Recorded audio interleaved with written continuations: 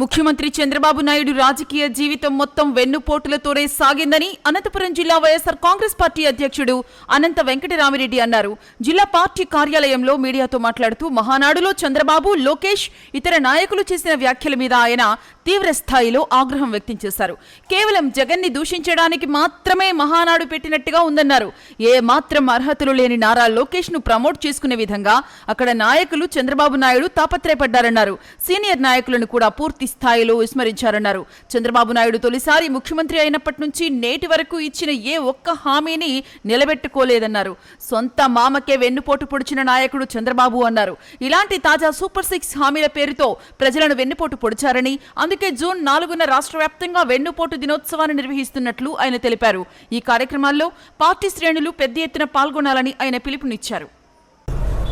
వారు పొగుడుకోవడం, లేకపోతే వాళ్ళ నాయకులను పొగుడుకోవడం, ఇతరులు జగన్మోహన్ రెడ్డి గారిని, వైఎస్ఆర్ కాంగ్రెస్ పార్టీని దూషించడమే, వ్యక్తిగతంగా దూషించడం తప్ప మరొకటి ఎక్కడా లేదు. అందరూ కూడా చంద్రబాబు నాయుడు గారు కానీ, లోకేష్ గారు కానీ, ఎవరు కానీ అటువంటి మాత్రం వారు ఇచ్చిన హామీలు కూడా ఎక్కడ కానీ ప్రస్తావనకు అనేది తేకుండా మాత్రమే 3 రోజులు కూడా జరిగిపోయినాయి. లోకేష్ చంద్రబాబు నాయుడు గారిని పొగడం, చంద్రబాబు నాయుడు గారు లోకేష్ని పొగడం, లేకపోతే కార్యకర్తల వల్ల నేను ఇక్కడ ఉన్నాడని చెప్పడము.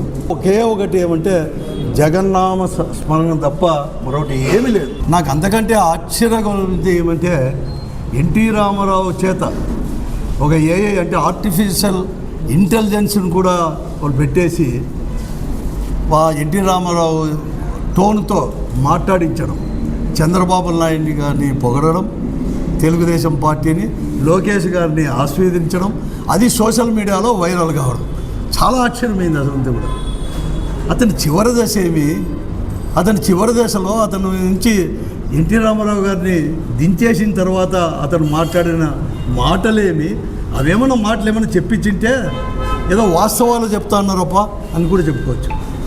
అసలు నాకే అనిపించేసింది, అసలు వారికి సిగ్గుందా లేదా అని కూడా నాకు అనిపించింది. అసలు ఎన్టీ రామారావును మళ్ళీ సస్పెండ్ చేసి ఎప్పుడు చేర్చుకున్నారు, అతను బతికుండే. కానీ ఈరోజు ఎన్టీ రామారావు గారు లేరు కాబట్టి, భౌతికంగా లేరు కాబట్టి అన్నీ మర్చిపోయింటారు జనం అనుకొని ప్రజలను నమ్మించాలా అని చెప్పి చూడడమే కానీ మరొకటి ఏమైనా చేశారా అని చెప్పి నేను అడుగుతాను. ఒక వాగ్దానమైనా మళ్ళీ కూడా మేము ఇప్పుడు చేస్తామో చేయలేమని చెప్పాడా? సూపర్ 6 అని కూడా హామీలు ఇచ్చారు కదా. ఆ సూపర్ 6 హామీల గురించి ఎక్కడైనా కానీ ప్రస్తావించారా? మేము పెన్షన్ ఒకటి మాత్రం ఇస్తున్నారు కాబట్టి పెన్షన్ గురించి మాట్లాడాడు తప్ప. కానీ ఈరోజు 63 లక్షలు ఇచ్చానది, మొన్న 1వ తేదీ కూడా 63 లక్షలు, అంటే దాదాపుగా 3 లక్షలు కోత విధించినారు. అది కూడా చెప్పుకోకుండా 64 లక్షలు పైబడి ఇస్తామని కూడా చెప్పడము, ఇవన్నీ చూస్తా అంటే ఇవన్నీ కూడా మోసం చేయాలని చెప్పి ప్రజలను తప్ప మరొకటి కానే కాదు. లోకేష్ గారు అతను ఏదో ఒక యువరాజు అనుకున్నట్లుగా, ఏదో అందుకోసమే 6 శాసనాలు కొత్తగా, ఏదో శాసనాల పదమే లేదు ప్రజాస్వామ్యం వచ్చినాక 6 శాసనాలు ఇచ్చినట్లుగా దాన్ని గేమ్ చేంజర్ అని చెప్పి చంద్రబాబు నాయుడు పోవడము, ఇవి తప్ప మరొకటి ఎక్కడా లేదు. ఒకటైతే ఎస్టాబ్లిష్ చేశారు ఈరోజు కూడా. వాళ్ళు చెప్పినట్టు 2 విషయాలు చూస్తే అక్కడ ఏంది, వైకుంఠపాలిగా ఉండొద్దండి ప్రజలను అన్నాడు. అంటే ఇంకా కూడా 4 సంవత్సరాల నుంచి వారికి ఇచ్చింది.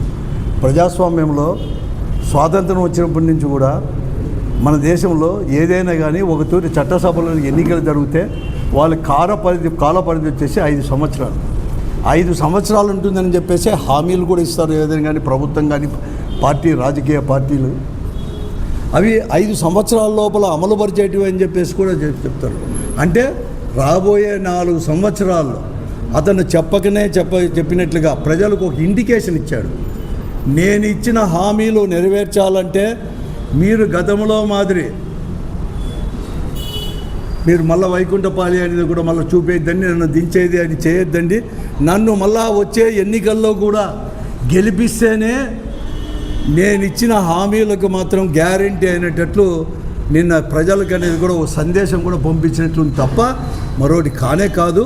కానీ వాళ్ళ 5 సంవత్సరాలు అనేది కూడా ఇంకా 4 సంవత్సరాలు కూడా మర్చిపోవద్దండి అని కూడా నేను చెప్తా ఉన్నాను.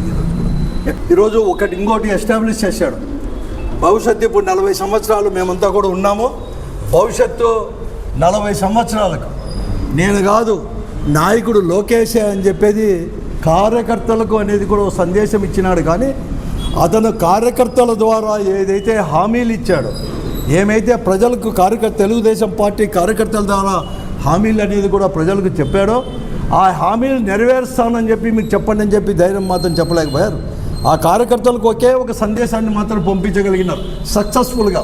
నెక్స్ట్ వచ్చేసి లోకేషే మీకు నాయకుడు, నేను కాదు అని చెప్పి మాత్రం చంద్రబాబు నాయుడు గారు చెప్పగలిగారు. కానీ నిన్న మహానాడు 3 రోజుల్లో మిగతా వారు సీనియర్ నాయకులు కూడా దాన్ని అంతా కూడా ఆమోదించినట్లుగా వారు మాట్లాడిన తీరు ఇవన్నీ కూడా చూస్తూ అంటే అది ఉంది తప్ప మరొకటి ఏమీ కాదు. 4 సంవత్సరాల్లో కూడా మేమేం చేయలేము అని చెప్పగానే చెప్తూ ఉంటాను. ఒకటి కొత్తగా మొట్టమొదటిసారిగా నేను వినింది ఏమంటే, రాయలసీమ వాసి అని మాత్రం మతికి చేశాడు ఈరోజు కడప గడ్డపైన. నేను రాయలసీమ వాసి అని చెప్పి మొట్టమొదటిగా ఆయన 40 సంవత్సరాల రాజకీయ చరిత్రలో, ముఖ్యంగా ముఖ్యమంత్రి అయినప్పటి నుంచి నేను రాయలసీమ వాసిని. చాలా సంతోషం. ఇప్పటికైనా కూడా మతికి తెచ్చుకున్నావు. చివరి దశలో దిగిపోయేటప్పుడు నాకు వద్దని చెప్పి కొడుకు అప్పచెప్పేటప్పుడు నాయకత్వాన్ని రాయలసీమ వాసి అని చెప్పేసి కడప గడ్డ పైన ఈరోజు తీసుకుని వచ్చేసాడు. నేను ఒకటి అడుగుతున్నాను, నువ్వు రాయలసీమ వాసిగా రాయలసీమకి ఏం చేశావు? నువ్వు ధైర్యంగా చెప్పగలవా? అంత ఘన చరిత్ర నీ వెనకలు పెట్టుకొని ఈరోజు వైకుంఠపాలి చేయొద్దండి అని నువ్వు చెప్పడం, జగన్మోహన్ రెడ్డి గారిని విమర్శించడం నువ్వు అంటని అడుగుతాను. నీకు తాడేపల్లి, నీకు అమరావతి చుట్టూ 500 మీటర్ల రింగ్ రోడ్డు కావాలి.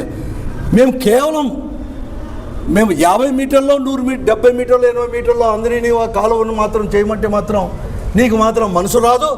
నువ్వు మాత్రం ఈరోజు నేను రాయలసీమ వాసి అని చెప్పి చెప్తాను. సిగ్గు లేదని అడుగుతున్నాను. దానికి చప్పట్లు కొడతారా? ఇంకా లోకేష్ గారు అంటారు రెడ్ బుక్ని చూసి భయపడతారంటారు. ఎవరు నీ రెడ్ బుక్ని చూసి భయపడలే, నిన్ను చూసి భయపడలే. కానీ ఈ అంబేద్కర్ రచించిన రాజ్యాంగం తీసేసి నీ రెడ్ బుక్ రాజ్యాంగం అమలు పరుస్తామంటే వ్యవస్థల్ని హస్తగతం చేసుకొని, వ్యవస్థల్ని మీ అరచేతిలో పెట్టుకొని, ఐఏఎస్ ఐపీఎస్ లాంటి ఆఫీసర్లను కూడా మీ అరచేతిలో పెట్టుకొని, వ్యవస్థలను పెట్టుకొని మీరు నిరంకుశ ధోరణులతో చేస్తుంటే దాన్ని చూసి ఆలోచిస్తున్నారు ప్రజలు కానీ, వైఎస్ఆర్ కాంగ్రెస్ పార్టీ కానీ, ఇతర ప్రతిపక్ష పార్టీలు కూడా ఈరోజు కూడా ఎలా వీళ్ళకి బుద్ధి చెప్పాలి, ఎలా వీళ్ళకి గుణపాఠం చెప్పాలి, ఇంకా 4 సంవత్సరాలు ఎలా భరించాలని చెప్పి మేము ఆలోచిస్తున్నాం. కానీ మా ఆలోచన భయం అని అనుకుంటాడేమో లోకేష్ గారు. ఎవరు భయపడరు ప్రజాస్వామ్యంలో. లేకపోతే మీ నాయన చెప్పినట్టు మీరు చెప్పుకుంటే వైకుంఠపాలి కాదు మళ్ళీ ఒత్తులు ఇస్తారులే అని మీరు అనుకుంటున్నారేమో. రా, నీకెందుకు ఇంకా ఉన్నాయి, ఎన్నికలు కూడా ఉన్నాయి కదా, లోకల్ బాడీ ఎన్నికలు తెలుస్తాయి, ప్రజాస్వామ్య పద్ధతులు జరుపు నీ చేతనైతే. అన్నీ హస్తగతం చేసుకొని కాదు.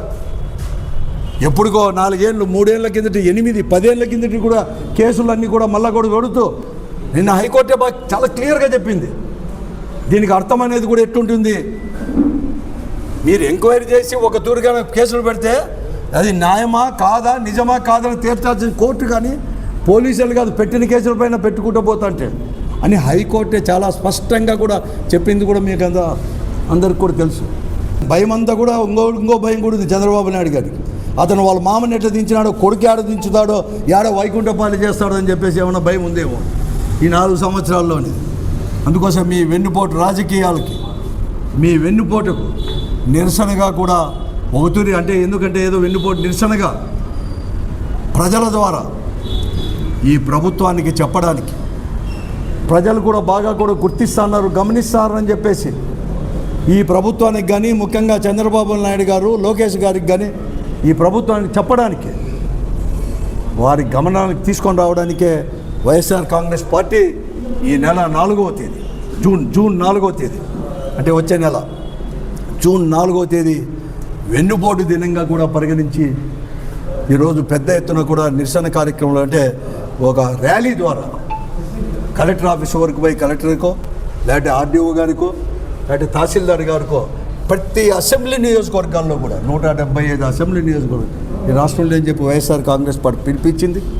నేను అందుకోసమే వైఎస్ఆర్ కాంగ్రెస్ పార్టీ శ్రేణులు కానీ, వైఎస్ఆర్ కాంగ్రెస్ పార్టీ నాయకులు, కార్యకర్తలు, మరీ ముఖ్యంగా అనుబంధ సంఘ నాయకులు, కార్యకర్తలు ప్రతి ఒక్కరు కూడా ప్రజలను కూడా కలుపుకొని పెద్ద ఎత్తున నిరసన వెన్నుపోటు నిరసన ర్యాలీలో ప్రతి ఒక్కరు పాల్గొని ఈ ప్రభుత్వానికి కనువిప్పు కల్పించే దాంట్లో కూడా అందరూ కూడా భాగస్వాములు కావాలని చెప్పేసి మా వైఎస్ఆర్ కాంగ్రెస్ పార్టీ శ్రేణులు, నాయకులు, కార్యకర్తలతో పాటు ప్రజలకు కూడా వైఎస్ఆర్ కాంగ్రెస్ పార్టీ తరఫున పిలిపిస్తున్నాం.